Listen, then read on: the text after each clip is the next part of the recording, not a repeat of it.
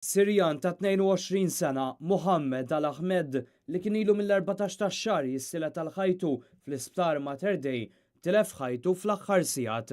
Fl-inċident iż-żagħżugħ li huwa residenti f'Birkirkara kien waqa' 5 sulari waqt li kien qed jagħmel xi xogħol fi triq il-Madonna tal-Ġebla fil-Gżira.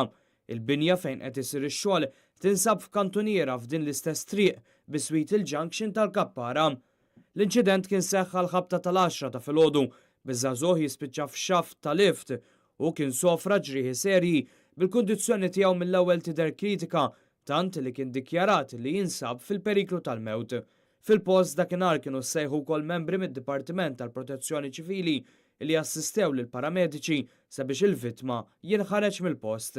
Wara dan l-inċident infetħet inkjesta immexxija mill-Maġistrat Aaron Buġejja filwaqt li l-Pulizija għadha qed tinvestiga l-fatti kif seħħew.